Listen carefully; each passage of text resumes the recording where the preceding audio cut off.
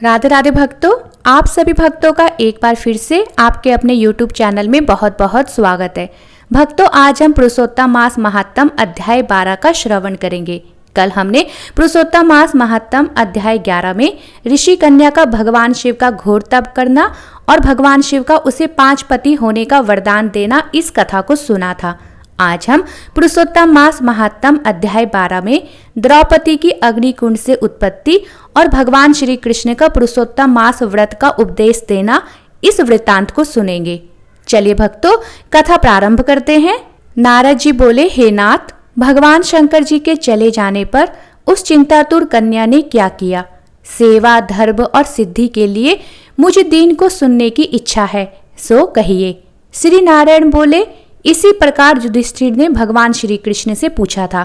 तब भगवान श्री कृष्ण ने युधिष्ठिर से जो कुछ कहा था वह मैं तुमसे कहता हूँ। भगवान श्री कृष्ण बोले, हे राजन, इस प्रकार भगवान शिव के चले जाने पर वह कन्या कांतिहीन हो गई, लंबी लंबी श्वास लेने लगी, अत्यंत डरी हुई, पतली कमर वाली, आंसू बहाती हुई रोने लगी। हृदयाग्नि से उसका शरीर जलने लगा और उस तपस्विनी की अवस्था दावाग्नि में जले हुए लता के पत्तों की भांति हो गई। ऐसे दुख पाते हुए जब बहुत समय बीत गया, तब काल ने ही उस तपस्विनी को धर दबोचा।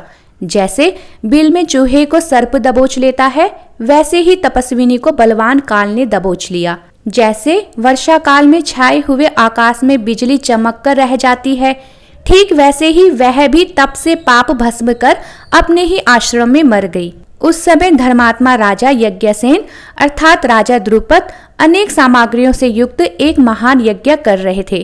तब उसी यज्ञ कुंड में से स्वर्ण के समान कांति वाली एक कन्या का प्रादुर्भाव हुआ, जो पहले ऋषि कन्या थी, जो अब यह राजा द्रुपद की पुत्री द्रौपदी के नाम से विख्यात हुई है। द्रौपदी के विवाह के लिए राजा द्रुपद ने एक स्वयंवर का आयोजन किया था। हे राजन, इसके स्वयंवर में अर्जुन ने मत्स्य भेद कर भीष्म, कर्ण आदि बहुत से राजाओं का मान मर्दन करके इसे प्राप्त किया था। श्री नारायण बोले, हे नारद, उसी द्रौपदी को दुष्ट दुशासन ने बाल पकड़कर खींचा था और कर्ण ने सूल जैसे कटु वचन सुनाए थे। भगवान श्री कृष्ण बोले, हे राजन, इसके द्वारा पिछले जन्म में पुरुषोत्तम मास को त्यागने के कारण मैंने भी इसको त्याग दिया था, परंतु इस जन्म में जब इसने मुझे पहली बार देखा, तभी से मेरे साथ इसने प्रीति और अनुराग कर लिया, मुझे सखा बना लिया। दुशासन द्वारा चीर हरण के समय जब अत्यंत स्नेह और दीनता के साथ इसने मेरा नाम ले लेकर बार बार पुकारा कि हे दामोदर, हे दया सिंधु, हे कृष्ण, हे नाथ, हे जगतपते, हे रमानाथ, हे केशव, हे क्लेश नाशक, मेरे माता पिता, भाई बंधु, सखी, भांजा, बहन, इष्ट मित्र, पति आदि कोई भी नहीं है। हे ऋषिकेश, मेरे तो सब कुछ आप ही हैं। हे गोविंद, दुशासन मेरा भरी सभा में अपमान कर रहा है, क्या आप इसे नहीं देख रहे हैं? दुशासन द्वारा खींची गई द्रौपदी पहले मुझ पुरुषोत्तम को भूल गई थी, परंतु जब इसने याद किया, तब हे राजन, मैं तत्काल गरुड़ पर चढ़कर वहां आया और अनेक प्रकार के वस्त्रों से इसको आच्छादित कर दिया। जो सदा मुझसे स्नेह करने वाली, मुझे अत्यंत प्यारी, पतिव्रता, मेरे प्राण तुल्य और मेरी प्रिय सखी है, ऐसी द्रौपदी की भी पुरुषोत्तम मास के अनादर करने के कारण मैंने उपेक्षा कर दी थी, अतः पुरुषोत्तम मास का अनादर करने वालों को मैं गिरा देता हूँ। सब प्रकार से यह पुरुषोत्तम मास मनुष्यों, मुनियों तथा देवताओं को भी मान्य है और मन इच्छित फल देने वाला है। अतः तुम अब आने वाले पुरुषोत्तम मास की आराधना करो, ताकि 14 वर्ष पूरे होने पर तुम्हारा अवश्य कल्याण होगा।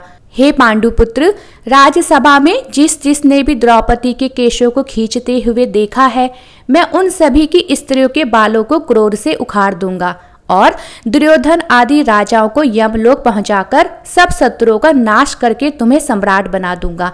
हे राजन, मुझे लक्ष्मी जी, बलदेव जी, माता देवकी, सात्यकी, प्रद्युम्न आदि कोई भी इतना प्रिय नहीं है जितना मुझको मेरे भक्त प्रिय हैं। जिसने मेरे भक्त को सताया है, मैं उसे सदा पीड़ित करता हूँ। हे पांडुपुत्र, मेरा उसके समान कोई शत्रु नहीं है, मैं उसकी और देखता भी नहीं हूँ। उसको यमराज ही दंड देने के अधिकारी हैं। श्री नारायण बोले, इस प्रकार भगवान श्री कृष्ण द्रौपदी और 5 पांडवों को समझाकर द्वारकापुरी जाने की इच्छा से बोले, हे राजन, अब मैं विरह से विकल द्वारकापुरी को जा रहा हूँ, जहाँ महाभाग वसुदेव जी, बड़े भाई बलदेव जी, माता देवकी, उग्रसेन आदि यादव लोग, रुक्मणी आदि मेरी पत्नियां, ये सब मेरे आने की प्रतीक्षा में टकटकी लगाकर मेरे दर्शन की उत्कंठा में मेरे चिंतन में लगे हुए हैं। श्री नारायण बोले, भगवान श्री कृष्ण के ऐसा कहने पर और उनके जाने के अभिप्राय को समझकर 5 पांडव पुत्र गदगद कंठ से बोले, हे जनार्दन, जैसे जलचर प्राणियों का जल ही जीवन है, वैसे ही हमारे भी जीवन आप ही हो। आप जा रहे हैं, जाइए, परंतु थोड़े ही दिनों में हमको पुनः दर्शन दीजिएगा, क्योंकि सब लोग यह कहते हैं कि पांडवों के नाथ श्री कृष्ण ही है, त्रिलोक में और कोई नहीं है, अतः हमारी आप सदा रक्षा करते रहें। हे जगदीश्वर, भले बुरे जैसे भी हैं, हम सब आपके ही हैं, हमें भूल मत जाना। हमारे चित्त रूपी भ्रमरों का जीवन आपके पद रूपी कमलों के अधीन है, आप ही हमारे जीवन के आधार हो, हम बार बार यही प्रार्थना करते हैं। पांडुपुत्र ऐसा कहकर भगवान श्री कृष्ण के पीछे पीछे चलने लगे। तब भगवान श्री कृष्ण प्रेममग्न हो रथ में धीरे धीरे बैठ पांडुपुत्रों को लौटाकर द्वारकापुरी चले गए। श्री नारायण बोले, द्वारिका नाथ श्री कृष्ण के द्वारकापुरी चले जाने के बाद युधिष्ठिर अपने भाइयों सहित तप नियम व्रत करते हुए तीर्थ यात्रा को चल दिए। हे नारद जी, भगवान के प्रिय पुरुषोत्तम मास में मन लगाकर और भगवान श्री कृष्ण का वचन स्मरण कर द्रौपदी और छोटे भाइयों से युधिष्ठिर जी बोले, अहो, हमने पुरुषोत्तम मास का कितना उच्च महात्म्य सुना है, इसके बिना आराधना के मनुष्य कैसे सुखी रह सकता है। इस लोक में वही पूज्य, धन्य और श्रेष्ठ है जो अनेक प्रकार के नियमों से पुरुषोत्तम मास की पूजा करे। इस प्रकार तीर्थ यात्रा करते हुए पुरुषोत्तम मास आ गया। सबने विधि अनुसार नियम धारण किया। हे मुने, 14 वर्ष भी पूरे हो गए। तब भगवान श्री कृष्ण की कृपा से उन्होंने भारतवर्ष का निष्कंटक राज्य प्राप्त किया। पहले सूर्यवंशी राजा धृतधनवा पुरुषोत्तम मास की आराधना से महालक्ष्मी पाकर पुत्र पौत्रादि का सुख तथा अनेक प्रकार के भोगों को भोगकर अंत में हरिलोक को गए। हे मुनि सत्तम, मैं पुरुषोत्तम मास का अतुल्य महात्म्य करोड़ों कल्पों में भी कहने में समर्थ नहीं हूँ।